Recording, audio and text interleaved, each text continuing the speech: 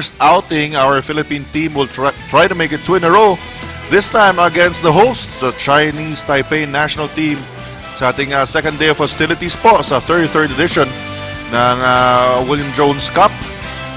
Good evening everyone, Richard Del Rosario together with Coach Jojo Lastimosa. At ito magiging mabigat na pagsubok na naman Coach Jojo para sa ating Smart Gilas Team Pilipinas.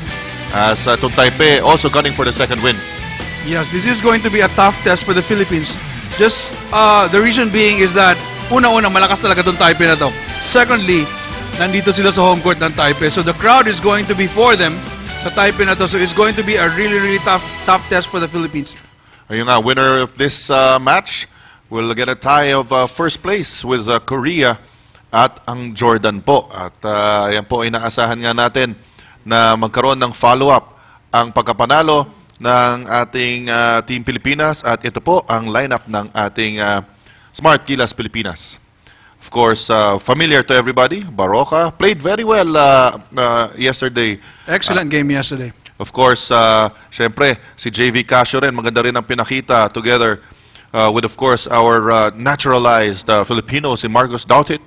At yan, masusubukan na naman siya here. I hope he can dominate this time against a Chinese Taipei. At syempre, Aguilar also, nandyan. Ito nga po yung top performers para sa Team Pilipinas, Coach Jojo. Well, yesterday it was the game was dominated by Marcos Dautit yesterday. Isipin mo palito, he went up against Hadali yesterday, and then he still had 24 points. But the key factor yesterday, Richard, is that lahat ng mga pinasok ni Coach Raiko yesterday produced. Especially si Mark Baroka yesterday, and even JV Casio. And even the defense that si Japet Aguilar showed yesterday, napaka-grabe yung ginawa niya. I think the intimidating factor ni Japet yesterday was so evident. Yan nga po, at sana nga naasahan natin magpapatuloy yung maganda nilang paglalaro. At ito naman ang lineup nitong Taipei national team. Masasabi natin makaka-match tayo dito sa height nitong Taipei team, Coach Jojo. Correct. Makaka-match tayo dito. Ang question lang dito if we can match their outside shooting. Kasi itong Chinese Taipei, they're very known for their outside shooting, much like the Korean game, na they rely so much on outside shooting. And one good thing that itong Taipei na to is ang daming players na marunong mag-create. Yes. So not just the catch and shoot kind of player, but That's the players right. who can actually create their own shots. Alright, players to watch out. Si Tsung Hsien Chang, naglalaro po sa BYU, Hawaii. Of course, ito naman po yung mga top performers nung game nila, nung tinalo po nila ang Japan. Si Creighton Douglas, okay, with 18 points.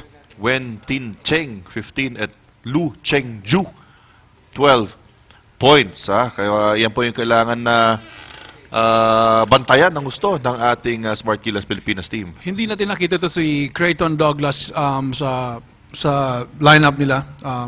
So I'm wondering kung ito ba'y naturalized na player or totally just an import for this conference. Well, he does stand 6 feet 4 inches. So titingnan natin kung paano maging performance ng ating Team Pilipinas. We'll give you the tip-off when we return. Do not go away.